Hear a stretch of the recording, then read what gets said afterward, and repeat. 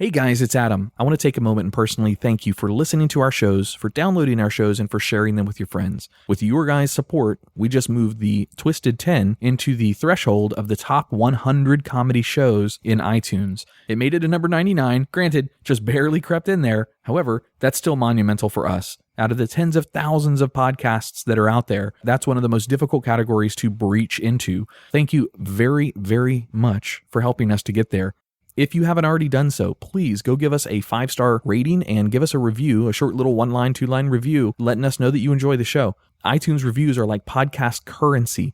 It legitifies the show, it allows us to get better guests, and it allows our sponsors to really see that we're reaching the listeners that are out there. If you haven't done so yet, please go do it. We would greatly appreciate it. We've got a ton on the horizon from Dichotomy Media, a lot more on our YouTube channel, more Get Out Penny cartoons, all sorts of stuff. So please help us by giving us that 5-star rating and a little review. Thank you very much and enjoy the show.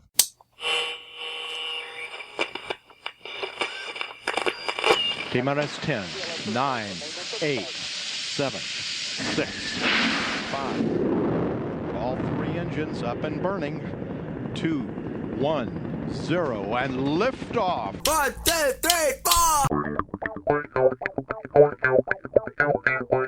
You're listening to The Twisted 10, bringing you original and unique host-created top 10 lists, recorded live in world-famous Cocoa Beach, Florida, with hosts Tach Van Sickle, Adam Poston, Jay Alvarez, and me, Andrea Joy.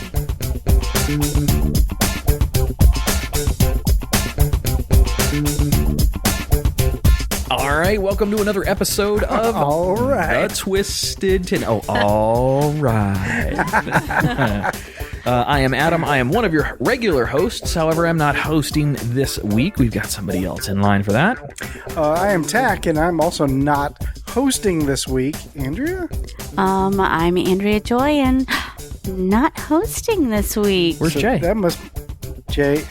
Oh, figures it's his week and he doesn't even show up. Is that what it was? Yes. He claimed those toothaches and it didn't have anything to do with it. So I guess we'll just sit here and, I don't know. No, we've got a special guest lined up. Oh, that's right. That's right. I want to thank Amanda Dowdy for the hookup. The Great Beer Adventure hooked us up with this guest this week. I've listened to several of his episodes of his podcast, but joining us this week is Clay Groves. He's the host of the Fish Nerds podcast. Welcome aboard, Clay. Hey, that's cool. Now, I don't call myself host. I call myself the chief executive fish nerd of the Fish Nerds podcast. Way to go, Adam. Yeah. Way to screw that up. You fucked it up. If you had pre-interviewed me without drinking so much, we would have made a little better progress.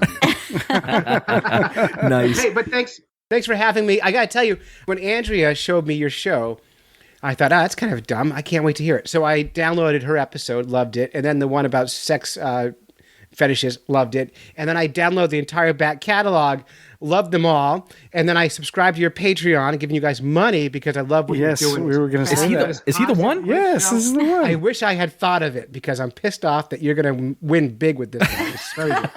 Well, thank you for that. That makes you our one and only and our most contributor to that Patreon. We're giving you applause for that. Thank you. We should send him a special reward just for being first. Actually, we'll send you some stickers from our other show and some mugs. We've got some stickers and mugs left over from our event. We'll send you one up there. So when we're done here, shoot me your address. We try to give all of our guest hosts something to take home with them. I mean, you don't necessarily have anything to take home tonight because you're hooked up to Skype, but I'm hook you thinking up. a homemade first ever Twisted 10 shirt. Homemade We'll all one. contribute to it. It'll be the prettiest shirt you ever saw. Well, I am pretty, so that's a great idea. Thanks. Oh, perfect. But no, thank you very much for coming on and hosting with us. We appreciate that. I've listened to a couple of your episodes. In fact, I just finished earlier this afternoon. I wanted to get it out of the way before it was before you came on tonight. But your last episode where you had Dr.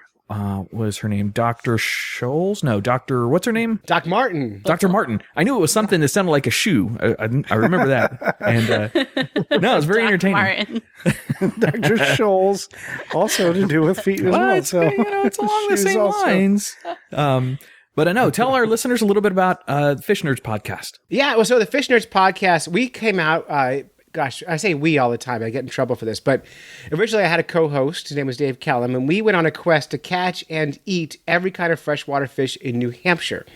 And we were writing for a bunch of magazines and newspapers. And the goal was to write a book which ultimately did not happen. We wrote a lot of it, but our agent disappeared, and the magazines we were writing for went out of business. And so we thought, okay, what's next? Let's make a podcast, because how hard could that be?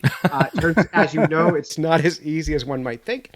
But we did it anyway. We launched the Fish Nerds podcast, which, we're 160 some odd episodes in. My partner, Dave, I killed him off in the fall, so it's just me now and a bunch of Fish Nerds correspondents who do some work for the show. And we're a variety show, a magazine show. So we're not like 1 hour long interviews or like 2 hours of boring, how to tie a fly line to your rod. We tell stories. We laugh a lot. We got biologists, fishermen, artists, all kinds of people on the show, comedians. And we just try to have a good time talking about fish, because every culture is impacted by fish.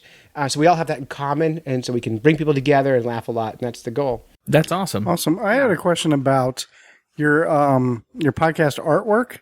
Yes. Is that you on the cover? Oh, you mean the two guys, still have two guys fishing? It's no. Like there's a picture of somebody with something stuck to their arm. I thought you were talking about logo. So yeah, that's me on the album artwork. And that animal that stuck to me is a 3-foot long parasite called the sea lamprey. Oh my God. In order to get that picture, I had to let that sea lamprey bite me about 25 times. Oh my God. But it's a good picture. It's a good picture. But in fairness, that's a female sea lamprey, Petromyzon marina, stone sucker of the sea. After she bit me, I ate her. So I always win. Revenge is best served. Yes. That's awesome. served, I think, on a plate with rice. Farver, liver beans, and good bottle of Chianti. What do you guys speak Spanish? It's like arroz de lamprilla or something like that. Jay's not here. Arroz is rice, though. I mean, arroz con pollo is rice and chicken. Indeed. That makes sense. But no, thank you again. Thank you very much for hopping on board with us tonight and hosting an episode. And I forgive you, too, because I was supposed to come on the day after Father's Day, and you bumped me because some famous person wanted to be on your show. Got called out. I've had that happen a few times. I caught that. I forgive you, but my list is related to that day, and I'm not changing it. No, that's perfect. No, we've had so we set up a group calendar scheduler for us, and you know, when you meet somebody and you schedule them and you don't remember to put it in the calendar, that falls on me. That's 100% on me. We do apologize, and we appreciate your flexibility, but also that person also kept getting pushed back as well, and it was, so we do apologize, and we appreciate your flexibility. Yeah, I accept it. All right, so for the listeners that are coming to us new tonight, so maybe some of the Fish Nerds Nation, Fish Nerds, what do you call your audience? I call them Fish Nerd Nation. Fish Nerd Nation. Fish Nerds. Thought I might have had that right. I couldn't remember. All right. So for those folks, the Twisted 10 is a top 10 list podcast. Each week, one of the regular hosts, me, Andrea, Jay, or Tach, will bring a list, or we'll have a guest host, in this case, Clay, that brings a unique top 10 list to the audience, to the listeners. It could be on anything. It doesn't have to be anything in particular. It doesn't have to be tied to your brand or your person or, anything at all. It can be something crazy. Like Clay could bring us a list about gerbils in Hungary. I mean, who knows? It could be anything. But it has to be unique. That's the only rule. You have to come with a unique list. You can't steal it from BuzzFeed or from one of those other sites that have top 10 lists. You can be inspired by any of those lists, but it has to be yours. Mm-hmm. And that's it. And we basically turn the show over to you, the guest host. This is a good way where we don't have to do work for the whole hour. Indeed. It's genius. And take it away. We go from 10 to 6. Hey, we got to take the metaphoric keys. Oh, go ahead. Well, go ahead and finish your 10 through 6. Yeah, we go from 10 through 6. We take a break in studio. You hear from a couple of our sponsors. That also gives us a break to grab a Coke, use the bathroom, do whatever. And then we come back and do 5 through 1. And at this point of the show, this is where we hand over our metaphoric keys. So, can you catch? You ready? Here it comes. Did you catch them? I'm a nerd. I can't catch. That's the second time that they didn't catch them. Nobody catches them on Skype. Nobody catches them. That's 100%. I think it's a delay on Skype. It looks like it's somewhere else. All right, sir. Well, the show is yours, so take it away. Okay. Hi. Welcome to the Fish Nerds Twisted 10. I'm so glad to be here. Thanks, guys.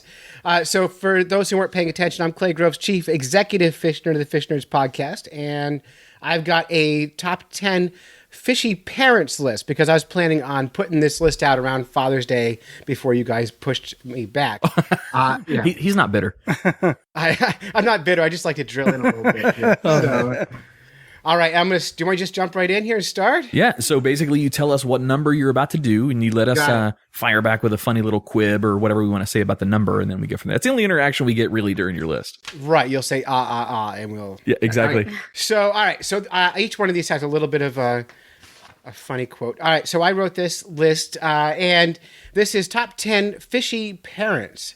And you'll see the twist here as we get going, okay? And this one is titled, Of Course I Love You, or Put Your Money Where Your Mouth Is. And there's a fish called an African cichlid. And cichlids are little tiny, like the most common freshwater fish in the world. They're just little guys. And these are known as mouth brooders. Do you know what mouth brooding means? No. I actually know what cichlids are, though. I'm so excited. Yeah. Do you? We had them in our aquarium. Oh, okay. Yeah, they're very common aquarium fish. And the really cool thing about these fish is they're mouth brooders, which means they raise their babies in their mouth. Oh, cool. But here's what you're going to like. The African cichlid is also a mouth breeder. So here's how this works. The male makes a nest and stirs up the dirt and shakes around like a maniac to attract the female in. If it works, she comes in, he gets her excited, right? And she ends up like dropping all of her eggs in a big pile on the rocks. And then he starts bumping into her a lot and shaking around and swimming around her a lot. And then she puts all the eggs in her mouth. Okay? Then on his anal fin, he's got these two spots that look just like cichlid eggs.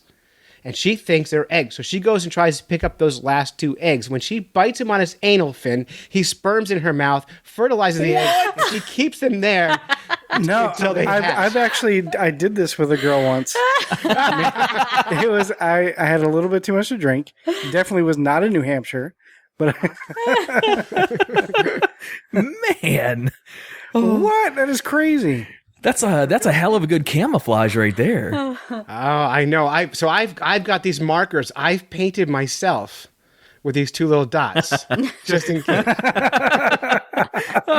Sounds like a good time. Maybe you two can try that later.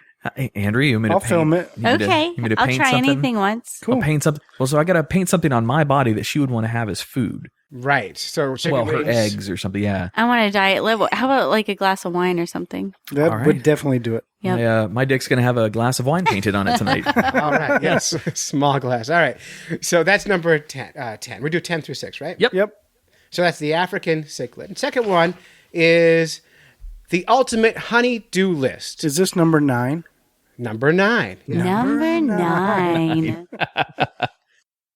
All right, and this one is just kind of a male fish who does all the work. So he gets the ultimate honey-do list. It's this seahorse, and as you know, females actually deposit eggs into the pouch of a male's abdomen, and he releases them after they hatch and they can swim on their own. So he takes care of all the work. He's like Mr. Mom, and she just does all the. She's like a guy, like she just impregnates the guy, and she goes and Takes off. It's crazy. Yeah, Female fish power. Female fish power. Fun fact about seahorses, they are the most accurate hunter in the animal kingdom. They have a kill rate of 97%. Wow. What are they killing, though? They're killing fish they're eating or little tiny plankton or whatever, but they have perfect aim. Whereas most fish or most animals miss most of the time when they're trying to hunt or fish. So they just like open their mouths and just bite it? Or do they have something that... I don't know anything about seahorses. So. Oh, neither. You've exceeded my knowledge. Oh, okay. All I know is from My Little Pony, the sea ponies. Sea ponies, just send SOS. Join in, Tach. Go ahead. You know this Actually, song. my daughter You call could. upon the My sea daughter ponies when you're in distress. Oh, no. Isn't that what's the comic book superhero that is from the ocean? could. Aquaman? Doesn't he ride a seahorse? I think he did in the old Hanna-Barbera cartoons. Yeah, maybe that's where I'm remembering it from. Oh. I was born in the 70s, so maybe that's where I'm remembering it from. Me too. Yeah, we're old. Oh, that's awesome. You know, I should have brought this up earlier where we are. So have you ever been down to the Space Coast of Florida before? I have, yeah. Okay. So where we are is Brevard County, East Brevard County, right along from Kennedy Space Center all the way down to South Cocoa Beach, Merritt Island. That whole area is where we broadcast from. And there is more, according to the census, there are more waterfront properties being either on the ocean, river, or intercoastal waterway here in Brevard than anywhere else in the entire world. So it's fantastic. kind of lots of fishing, huge fishing community down here. I know a ton of our other podcasts, a ton of our other listeners are big fishermen. We see them on Facebook all the time. So hopefully this gets some extra listens for you out of our listeners. Oh, I hope so. That's the goal. Right. Number 8. Number 8. I was waiting for that. All right. This is called You Want Me to Put What Where?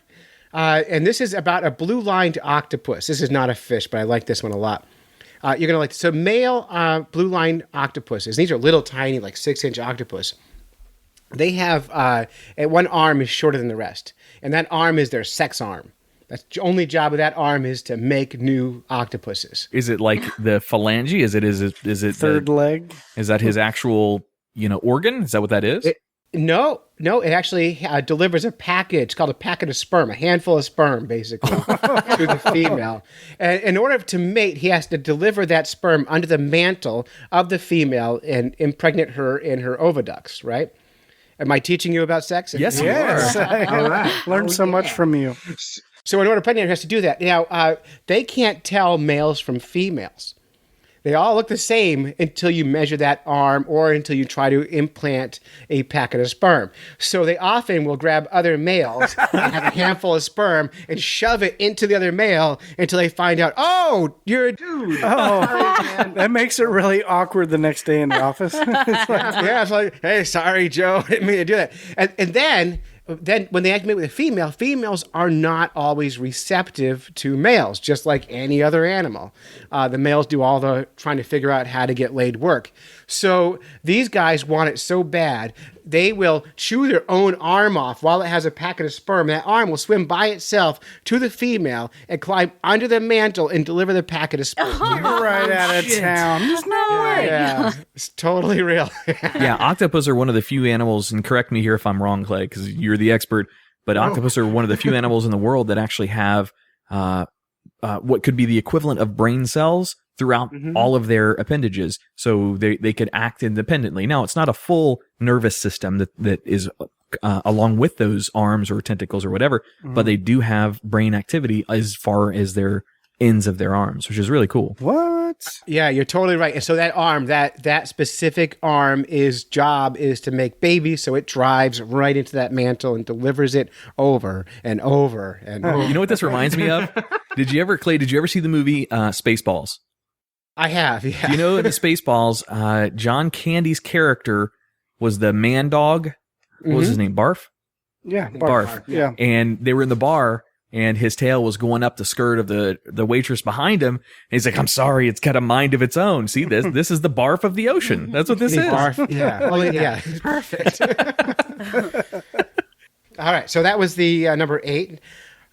Number 7. Number 7. Siete. For Jay. That's for Jay. Thank you. I wish Jay was here. All right. So this is titled, What Have You Done For Me Lately? What have you done for me lately? What have you done for me lately? It's Miss Jackson if you're nasty. Sorry, go ahead, Clay. Sorry.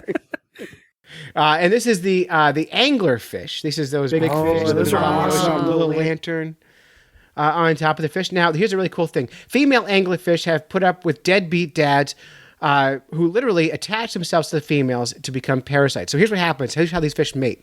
Female anglerfish are big, and the males are tiny, tiny animals. And they have one job as an adult, and that's to make babies. So these little animals are full of sperm. They find the female, and they bite her. And they don't let go ever again.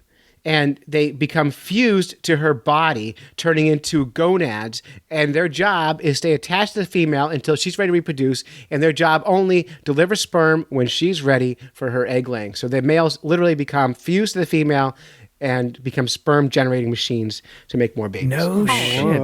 That doesn't sound romantic at all. Well, yeah, I tell you what, so you think about this, right? Like with animals and with most things in life, sex is a dangerous thing. You think about how many animals die to get laid. It must feel good to everybody because the amount of work it takes for an octopus or an anglerfish or even some spiders to make babies. They die doing it, or they get their heads eaten up by like other animals. It must be amazing to be worth all that effort. Because if it sucked, you wouldn't have animals. I'm gonna have sex with an anglerfish female just The to see. orgasm of a lifetime. I'll do a whole report on it, and then Now, when the male angler, by the way, we've got lightning storms right here, so if we do cut we. out, that's why. nice. But the male anglerfish, when it attaches itself, is it still its own entity, or does it pretty much at that point have dependency on its host until it's ready, until the female's ready? It fuses permanently and becomes a parasite, and so it will never let go. So how does it get Never like gonna let food? go. Or, Well, a parasite would live off the blood system of the host. gotcha, but That's right. Is it connected like that? It's connected mouth to ass, human centipede style. I was just gonna say that. Feed. Yeah. Now, what would be really bad is if one of those octopus arms suddenly thinks that male is a, other octopus it needs to mate with, and then you'd have the full strength of the human centipede in Oh, fish, jeez. right? We're talking about Is that too anglerfish far? right now. Is that too far? Okay, that's too far. That's too Tach much. keeps me in check, Clay. Yeah. Sometimes he goes off on these tangents that you just kind of smile and like, that's good. You tried. You tried, and that's what counts. All right. So, do you guys fish? No, I do not. Sorry. You don't. I don't think Andrea does. I did No. when my dad was alive, back when I was a kid. I did when I was a kid. All right. When you were a kid fishing freshwater, what was the most common fish you caught? Fish sticks. Adorable. Wait, freshwater? Yeah. I don't remember ever fishing in freshwater. Well, most. I grew up in kids- Florida. and- Catfish. I caught catfish. They were gray. Is that freshwater or is that saltwater? That's saltwater. Saltwater. Well, I guess right? that's brackish too, isn't it? Catfish are everywhere. Yeah. So, but the most common freshwater fish people fish for are little sunfish, little cute sunfish. They're everywhere. You got them in Florida, and they have different names everywhere you go. But our friend the bluegill sunfish, one of our very common fish here in North America, he has the award for the most understood spouse ever, and here's why. Sunfish are very territorial. The males, the bulls, the big tough ones, build these huge nests, right? They're big, called reds. They're big circles in the sand. They're like 24 inches across. Yeah, and they guard that like crazy. They don't let any other male come in. But females come on in, and they're like, oh, come on, baby, come on in here. And they'll have a harem of females. And their job is to like get those females' legs and spawn with them. But there are other males who want to mate with those females that are in that nesting area. And those are called sneaker males. And they want to sneak in and spawn with those females. To do so, they have to disguise themselves, right? This goes back to your old Bugs Bunny days, right? Oh no! Wait, is this Tu Wong Fu? Is that what's about to happen here? Yeah, it's very bosom It buddy. does sound very like Tijuana. Was this in Tijuana? Yeah. So the sneaker males actually physically change their body color and their structure a little bit until they look just like female bluegills. And they swim up to the big bulls and they're like, hey, sweetheart, I'm going to come in. He's like, oh, come on, I'm going to have you in here. And they go in there and then they're like, hey, baby, it's just me. And the females are so impressed, they spawn with him and his genes get spread. And the big bull sitting there going, I need more ladies. So he doesn't know that there's all kinds of orgy happening right behind him while those sneaker males are sneaking in. So- bluegill, our most understood spouse. So the females are impressed that the males acted like women.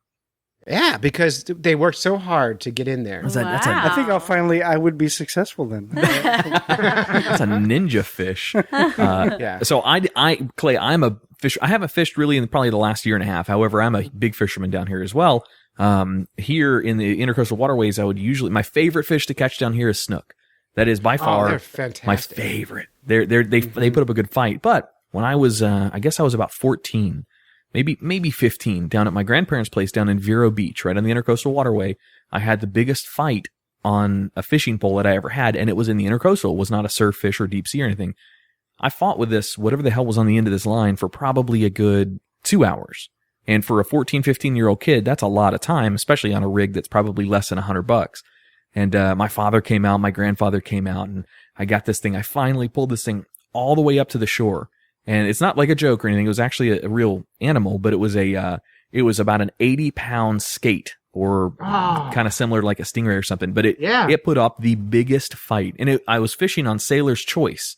So we would cast net, get some Sailor's Choice, hook them and then send that out further. And sure thing, that it was a fun fight. It was bigger than the net that I had to lift it up out of the water. We cut it free. We couldn't eat it. We didn't know how to prepare anything like that, so we set that thing free. Well, the fun thing about catching skates is they always feel bigger than they are because of their body shape. So they get sideways in the water and they're like a big kite and they're just catching. It's like a sailboat coming in the water and just dragging all that water behind them. So great fun. I love skates. Absolutely.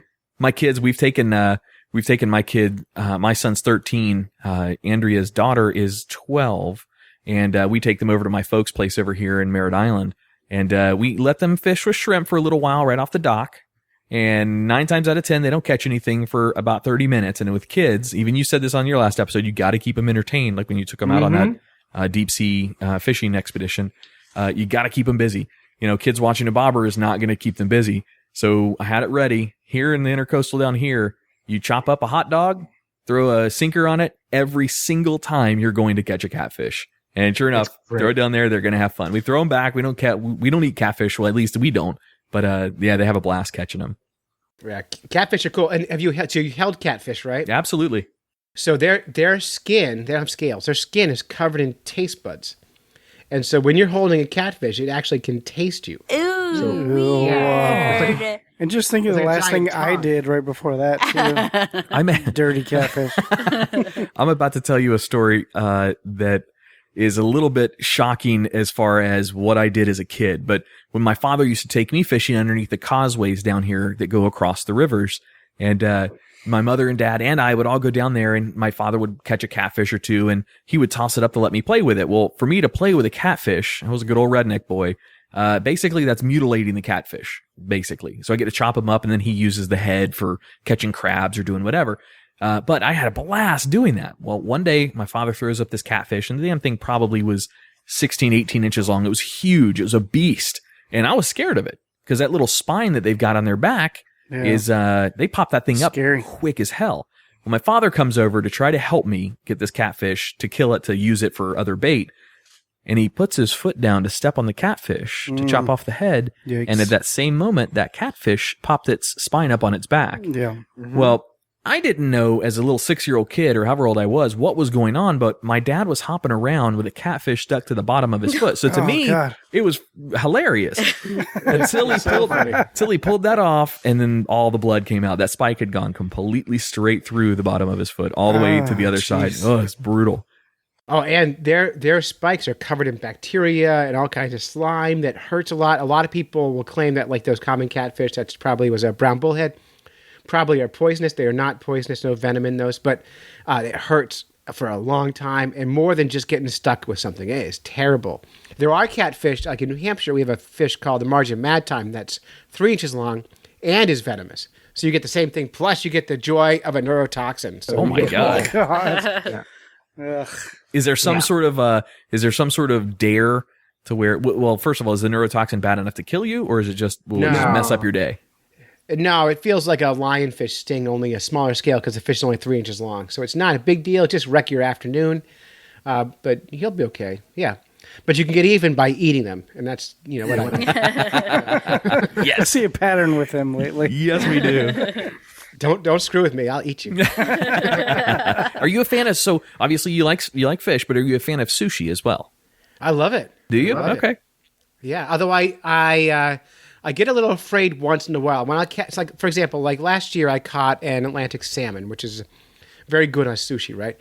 But I caught it fresh. I filleted it. I threw it on the grill because I was going to eat it. And as I was cooking it, this great big tapeworm came crawling up out of it. Oh, shoot. Right. So I pulled the tapeworm off, took its photo, threw it in the fire, fed the fish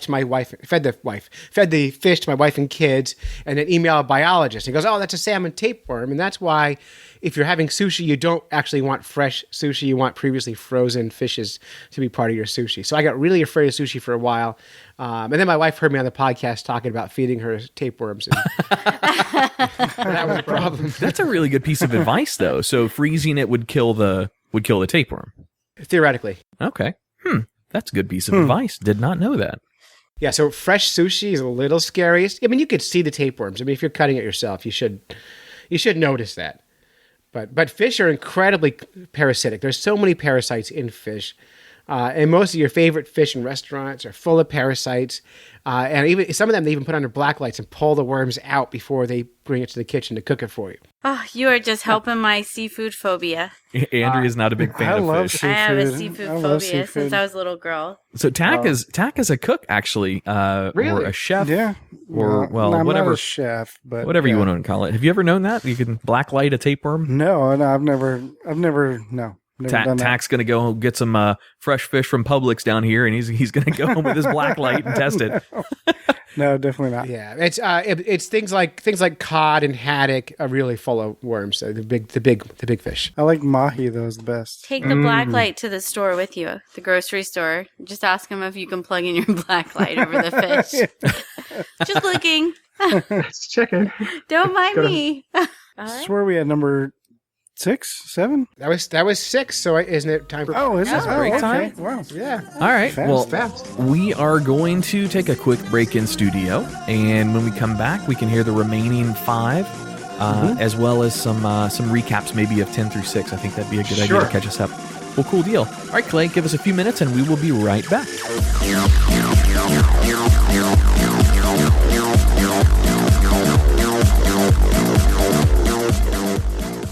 Hey, Coco, have you ever heard of 1K Away?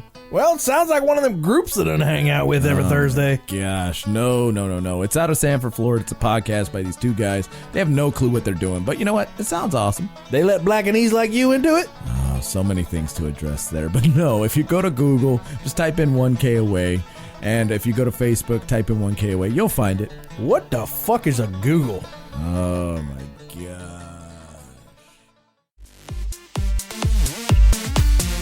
Hey, Tach, you ever have that conversation with your girl about where to eat dinner and it always turns into that back and forth? I don't know, you pick.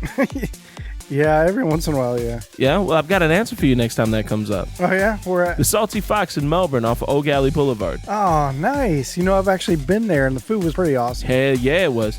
They offer a great selection of paninis, shareable appetizers, soups and salads, and one of the best desserts I've ever had, the Funky Monkey. Oh, yeah. My favorite was the vintage options. They got this meal called ramen noodle on crack. You just got to try it out. Done. That's definitely what I'm getting next time. Put the fun between your legs at the Salty Fox every Tuesday night at 7 p.m. with the Oak Galley Arts District Bike Crawl. It's a 4-mile bicycle ride down Pineapple Avenue with stops for food and beer all along the route. Be sure to visit the Salty Fox every Sunday for brunch from 11 to 4. Hey, isn't that the $10 bottomless mimosas brunch? Sure is. Enjoy your brunch while the Salty Fox's DJ spins throwbacks and top 40 hits.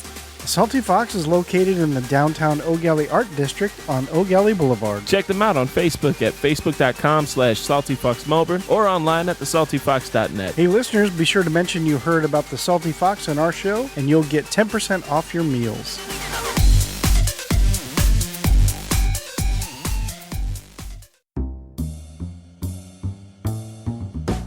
Village Idiot Pub. You locals know about it. You guys from out of town have to check them out. Village Idiot Pub is now a proud sponsor with Living Podcariously and the Twisted 10 podcasts. It's more than just about commercials, though. The cast here will be taking our show on the road to Village Idiot to record some episodes as well as hold events. They have over 30 beers on tap, including ciders and Hefeweizen, my favorite, as well as hundreds of bottle choices. Adam, you forgot my favorite, all the delicious wine. So get your friends together and enjoy the board games, puzzles, and the giant Jenga. Let the owner, Jason, as well as the rest of the staff there, take excellent care of your beer drinking needs. Mention either one of our shows to the staff and get 10% off your tab. Tuesday is open mic, Wednesday is trivia, Thursday is karaoke, Friday and Saturday night are live music. Visit them at 4 Harrison Street, Suite 103, Cocoa, Florida, or Village Idiot Pub on Facebook. And don't forget, they are a dog-friendly location, so bring your friends, family, and fur babies.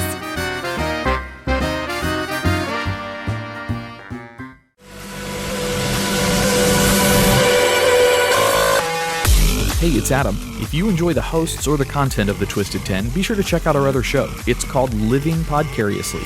While the Twisted 10 may get crass and explicit occasionally, it holds no water to Living Podcariously. We do get a little bit more rough and raw on that show. We have a lot of fun producing it and have had some awesome guests. And as always, thanks for listening.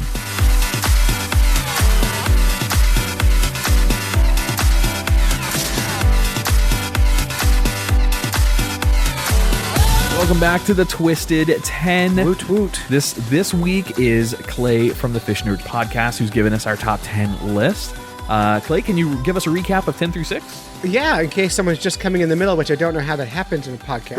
We can totally do that. We broadcast simulcast on Podcast Radio Network, so they play them on a schedule, not as a download. So it's simulcast that way. We actually get a ton of listeners from there. So John Sweeney with Podcast Radio Network, thanks for that. We're giving you a shout out right here.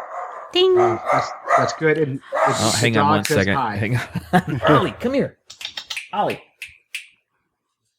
Come on. No, Oliver. Is there somebody at the door? No. The luxury of doing podcasting from your home. You got him? Okay. All right. Sorry about that, Clay. Okay, so here's a recap from the first half in case you weren't paying attention. Number 10 is she puts her money where her mouth is. Was the African cichlid. I got the name wrong. African cichlid, and that is a mouth breeder. These fish literally eat their own eggs and then the male sperms in their mouths. That's number 10. Number 9 was the seahorse, the ultimate honey-do list. The female puts all her eggs in the male's basket. He fertilizes them. He has the babies, and she disappears as a deadbeat mom, which is a new... And the best hunter ratio in the world. That's right, 97%, I hear. Although Fish Nerds fans listening to this show will likely double-check that and tell me how wrong I am, but our show is mostly true, and that's out on that one. The number 8 was one of my favorites, is you want me to put what where? And that's the blue-lined octopus. And many octopuses deliver sperm packets in their arm. This one chews its own arm off to deliver sperm to the female. That was number 8. I did not ask you this earlier, Clay. Did they grow that back? Does that appendage grow back? I believe it does, but I don't know. Okay, all right. Yeah. So octopus fans or octopodes fans will let us know. All right. What have you done for me lately? What have you done for me lately? Number 7, the angler fish, where the male, in order to mate with the female, bites the ass of the female, fuses his mouth to her butt, and becomes a gonad, being an on-demand sperm delivery system. Yeah. So he's like the podcast of sperms, on-demand sperm. And number 6 is the award for the most understood spouse ever, the bluegill, who have a group of males called the sneaker males, who literally confuse the other males by dressing themselves up as females, sneaking into the harem and mating with all the ladies. So the cross-dressing fish, right? Tu Wong Fu. Yeah.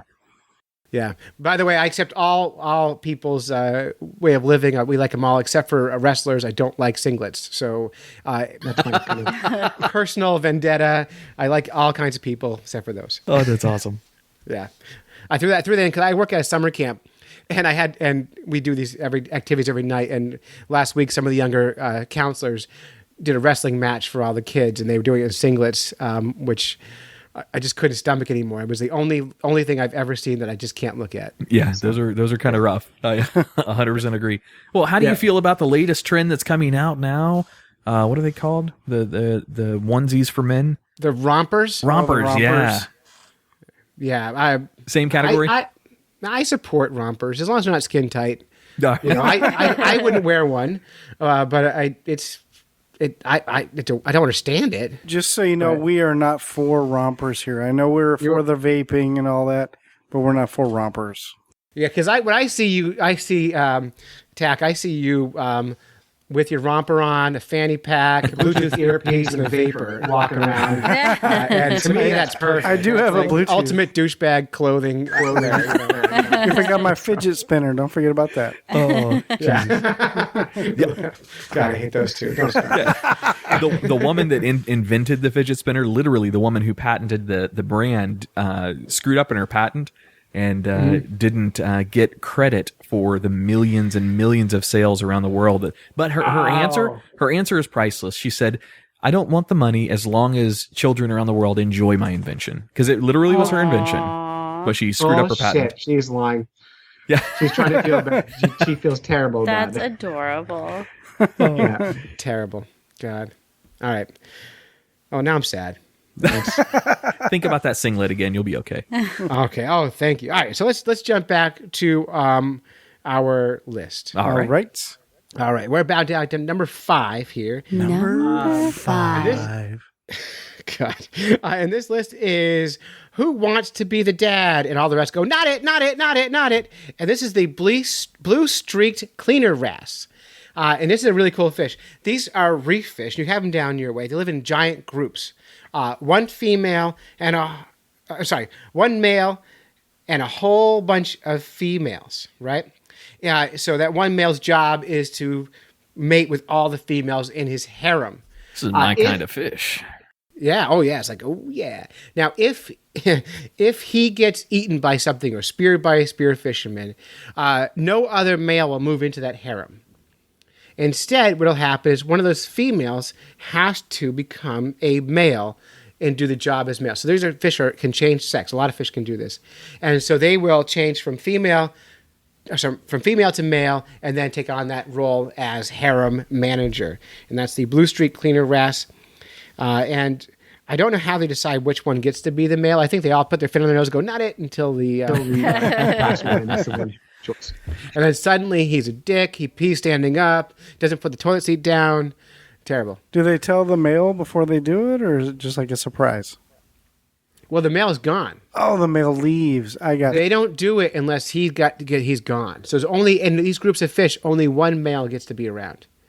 I lost track. All right, let's go. All right, so are we at number 4? Number 4. Number 4. Number 4. These fish are large and in charge. These are white suckers. These are a sucker fish. They live up in most of the country. And they're really big fish. They have a mouth in the bottom. They swim around like vacuuming the bottom of the lake, eating whatever crap they can get their mouth on. And white sucker females, or the mamas, are about twice the size of the males. They're huge. And in order to get them excited to spawn, they need at least 2 males to get in with them to make them do it. So these require a menage a trois to reproduce. So the female swims in, the males come up on either side, and they just shake all together until she gets excited.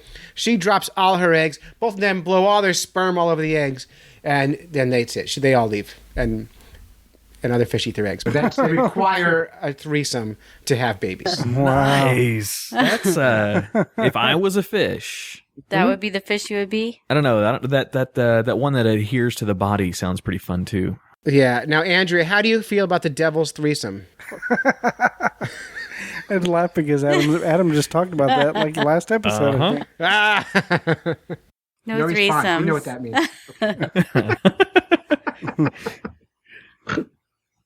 We got him to snort laugh. Snort it. Yes. All right, you guys have nothing else on that. All right. So, number 3. Number 3. Right. This is the thundering. Oh, crazy nice. That sounded good. Was that our thunder? That was special effects on the board over here. No, I'm just kidding. That was his thunder I coming was like, through. wait, that sounded weird. Oh, it's crazy hot here in New Hampshire today. All right, this is 10,000 Le Leche Leagues Under the Sea. Are you familiar with Le Leche Leagues? No. The Le Leche League is a group of women who get together and encourage more breastfeeding or help to facilitate breastfeeding. In fact, when I had my kids, my father-in-law heard about this. My wife was breastfeeding our kids, and she was saying, "Oh, I'm joining the La Leche League to go down and get some help breastfeeding." And my father-in-law, the old guys, he goes, "Sounds like a bunch of lesbians to me." Anyway, nothing to do with this fish, but anyway, 10,000 La Leche Leagues Under the Sea, the breastfeeding fish. And this fish is called the discus fish. And researchers have discovered a discus fish parent with mammalian-like moms. These fish feed their young from mucus secreted on their surfaces of their skin. The content of that mucus is almost identical to what's found in mammal breast milk. Oh, wow. And so it helps them to develop immunities to other things and feeds them. So we actually have a fish that feeds their babies on a milk-like mucus. That is amazing. Aw, they love their babies. That's adorable. I always tell people there's nothing special about fish, and when people are talking about mammals, there's 6 things all mammals have in common. We know reptiles because there's all these things they have in common. Yeah. When fish, There's nothing about fish that makes them special. Yeah, that's what I'm learning today. They're like so diverse. Yeah. So people say, oh, all fish have backbones. You're like, no, they don't. All fish have fins. No, they don't. All fish have scales. Nope. All fish lay eggs. Nope.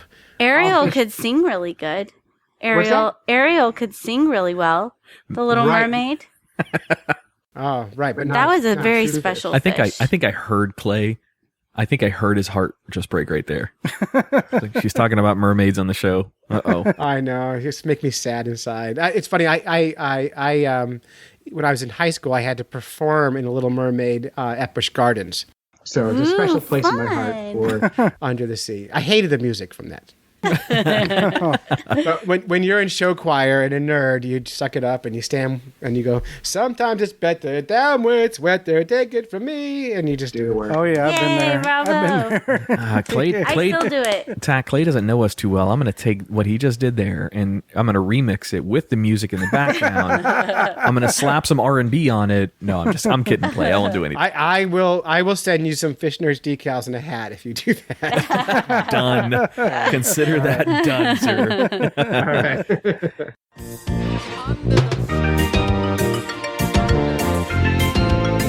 Sometimes it's better down where it's wetter, take it from me. Anyway, that was the discus fish number 2. Number 2. Dose. All right, this mama has it all figured out. This is the engineer goby. Have you heard of gobies? No. They sound adorable. Heard the name. They're lovely. They are adorable little fish. These are called engineer gobies. When engineer gobies mature, the male and female shack up in a cozy burrow in a reef. They dig a big giant hole and make this kind of like massive cave. They then have a ton of babies. And we're talking thousands of babies. And they quickly leave the cave to forage for food. But instead of being gone forever, the kids come back to the cave every night and hang from the ceiling in a group, like a bunch of bats. So you got these 2 little mom and dad gobies in the bottom, and this group of baby gobies hanging over their heads like a bat after eating all day. Well, we think that's what happens. Researchers have never seen an adult goby. They've only ever found the babies. Whoa. They eat them. The babies. They kill the mom and dad. Yeah, something happens. But what we think is happening and what researchers think is happening is the babies are actually caretaking for the parents. But they just never found the parents yet. And fish research is still a new thing, and they're discovering new species every day. And there's always so much to learn with fish. And likely, by the time someone hears this story, they've already solved that problem, and I'm wrong. So that's how that works. Now I got a question. When the babies are in the cave, so this is an underwater cave. Is that an air pocket they're in, or are they just stuck to the roof of what would be? There's water in there. It's underwater. They're fish, Adam. Well, some fish nerds. Some fish walk, Tach. Some fish can get out of the ocean and literally walk. Well, sort of walk to get to another pond or to get to another. That's true. Gotcha. Yeah, that's true. And you could find some fish as roadkill, but these guys live in a cave under the sea because it's better where it's wetter, and they like. You gotta sing it. I already did it. So that's the engineer goby, and then my favorite. And this is the one that Adam has been excited about all day. Oh yes. Number 1. This is number 1. This is number 1, and this is titled "Will You Remarry When I'm Gone?" Sort of. And this is the clownfish. This is the true story of Finding Nemo. Yes. Yeah. So as you recall, in the movie Finding Nemo, what happened to Nemo's mom? She was eaten by a barracuda, I think, or something. Good job. Yeah, ring the bell. That's amazing. All right, ring the bell. You got that right. Mama was eaten by a barracuda. Now, fun fact: clownfish mate for life. So once they choose a mate, once the male chooses a mate, they never choose a new female. Right. That's why he was so sad. It is so sad. So what happened is Nemo's mom got eaten by a barracuda. And Dad gets. By the way, I just watched your dog sniffing your cat's butt. No. Yep. You get it. Internet moment I've ever had. You get it all here in our. He was studio. about to bite it and then just stick to her, but No. They were going to mate for life. He was going to be the parasite. That's right. I'm gonna be your gonad. So these fish mate for life, and so mom died. So dad goes through a chemical change in his body, and he actually physically becomes a female because the males will never choose another mate. And so in real life, what would happen is dad would turn to a female and then mate with the nearest male. Who was the nearest male in that? Nemo himself. Nemo himself. Dad would mate with Nemo, and they live happily ever after. Best Disney movie ever. Yeah. That is by far the most convoluted Oedipus complex I have ever heard of.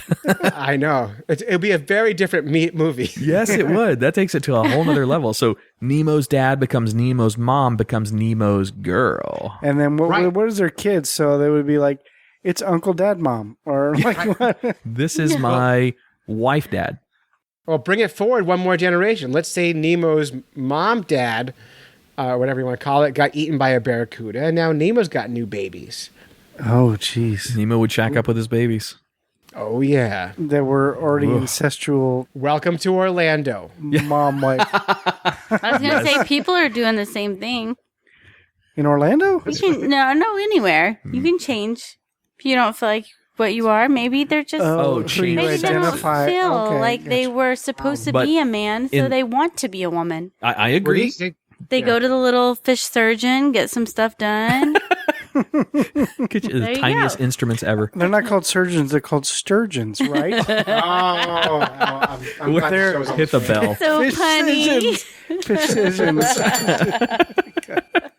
Fishes and fish. Okay, I didn't steal that. That's actually from Abbott and Costello. I stole that joke, but So we steal everything, don't we? That's podcasters. That's there's nothing acronym. Original anymore.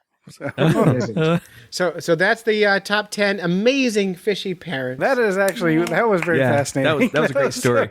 That's an awesome list. I loved that Nemo was your number one because I've heard that on a couple of your other. Well, I've heard it on one of your old shows to be particular, but I've brought it up a few times since we knew you were going to be one of the guest hosts, and I've said it on. I think I even said it on another podcast somewhere. I was so excited to hear about that. If you didn't touch that one, I was certainly going to ask about it. Yeah, I was worried about telling you in advance what I was going to do, but I wanted to do that one. My other list I came up with was top 10 bad fishing inventions, and I didn't put that out yet. So if you ever want me back again, we can. And number 10. No, I'm just kidding. No, that's a great idea. I love that idea. Well, let's see how this goes for you, and if it generate some good numbers for you, and we get some new listeners from your guys to us, and our listeners over to your show. That's called letting me down gently. No, we want it. No, we want it. Unless somebody better wants to be on the show. Someone more famous. Like Ariel the Little Mermaid. No, we will take Clay. Seriously, we will take. You're obviously a good host, even on. I mean, for this show, but you can host a show very well. I like having podcast hosts.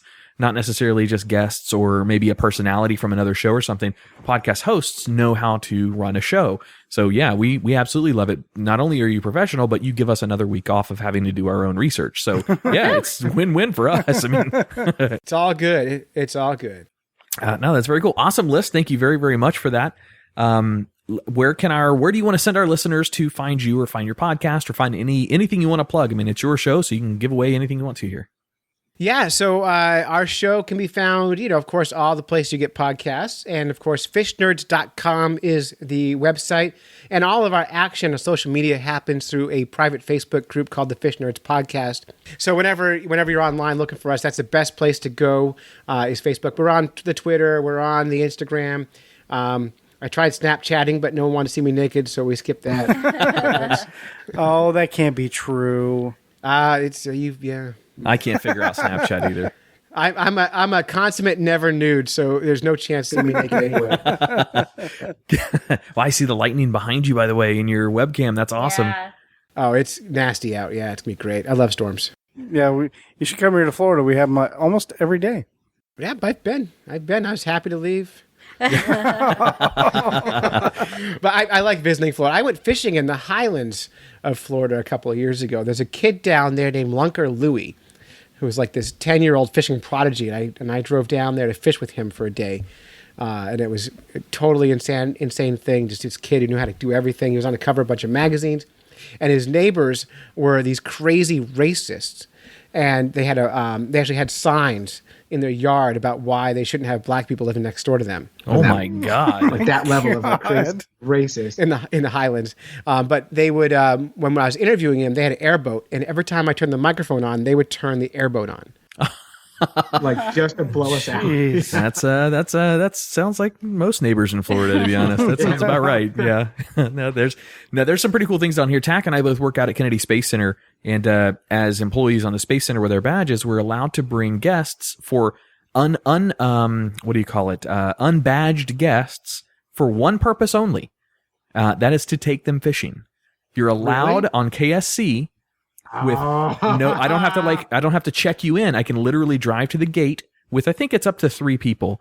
As long as you have your gear in your vehicle and you tell the guard you're going fishing, you can take anybody you want to go out fishing. There's certain areas you can go and certain areas you can't. But out at KSC, there are amazing amounts of fish because they're untouched waters. And it is ridiculous how many people go out there and you spend an hour and you come back with 2 coolers full of fish. It is ridiculous.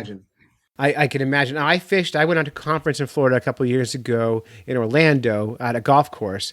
I don't golf, so I grabbed my ice fishing rods. I'm an ice fishing guide on the side, and I went ice fishing with. Well, I was not ice fishing, but I was using my ice fishing gear to fish the ponds at the golf course, catching giant carp and catfish and tilapia and all kinds of stuff. And people are golfing around me, and they're like, "Are you allowed to fish here?" I'm like, "There's no sign." Yeah, that's true. That's true. Well, when you make a trip back down here, let us know. And between the two of us, we can try to figure something out, and we can get you out there and take you out for a fun day of fishing or something. Yeah, I'd like to come down for Podfest or one of those kind of festivals at some point when I start earning some money. So it'd be great. Yeah, I'm all in on that. I think there's one, and speak to Amanda about it, but I think she comes down to the one in either November or February. I don't remember when it is, but it is in Orlando. We're only 40 minutes east of Orlando, so it's a short trip to us, right to the coast. All right, I'm in. Sweet. I'm in. Well, all right. Hey, for anybody listening, check out the show notes of this episode. You can find all of the details from Clay and from the Fish Nerds podcast. Good plug bell. I like that. You're getting better with your plug bell. I'm getting better at it. Yeah. I practiced at home. Did you have a bell at home, or are you just hitting something? Yeah, I was just hitting my leg. Hitting your leg? Mm-hmm. Oh, okay. Yeah. Sounds like something fishy going on over there. Oh, did you see what I did? You did there? Yeah. No. This is what we have to deal with weekly. Yeah. And when Jay's not here, it's worse. All right. Well, cool deal. Check out the Fish Nerds podcast. You want to get out of here for us? Let's plug our stuff real quickly. If you want to hit us up, you can email us at thetwisted10@gmail.com. You can also follow us on Twitter at thetwisted10 as well. Hit us up on our Instagram and also our brand new Patreon, which we have a Patreon patron. We are honored to have our Patreon patron host this episode. That's so awesome. exciting. We appreciate that so much. You're gonna love Patreon once it starts growing. We get about $300 a month on our Patreon, and it's the only reason our show is still on the air. And it's when your show is fan driven, it becomes for your people, and it becomes a better show. And you already have a great show, and once your fans get in on supporting it, and it's important that they do, even if you have sponsors, that if you're giving money to a show, it becomes your show. So the fans will own your show once they pay you for it, and they should do it for you because your show is fantastic, and you deserve $1. Every listener gave you $1, you guys would be like thousandaires. That's awesome. Yeah. I'd love to be 1,000-aire. I would love to be 1,000-aire. He must know our bank accounts I'd right like now. to We're be not there. 100-aire. I'd be a $12 heir. But yeah, guys, go check out the Patreon, like Tach was saying, and hook us up with $1, and if you are enjoying the content. We have certain advantages for $5 and for $10. Some of that includes even more amounts, you can even write your own show, so you can dictate what the very next episode is going to be, or you can even come on and host your show if you want to. That's how I got here. I paid enough money to be on the air. But not as much as that other guy because we bumped you for him. I'm kidding. No. That's all on me. That has nothing to do with these casts. That's a reflection on me and my inability to schedule properly. So sorry about that. My bad. But yeah, we would love to have you back on for another episode if you want to come down. Yeah, lovely. Sweet. All right, guys, is that it? Ready to That's get out? it, man. That's it. All right, so on behalf of the Twisted 10, I am Adam. I'm Tach. I'm Andrea Joy. And over to our guest. I am Clay, Chief Executive Fish Nerd of the Fish Nerds podcast. I want a cool Ding. title like that. That is a pretty good title. I want one. You are Tach chief nerd. Let's just go with that. All right. All right, Clay. Thank you so much for hosting tonight. We greatly appreciate it. And have yourself a great week. And listeners, check us out again next week. Thanks for listening.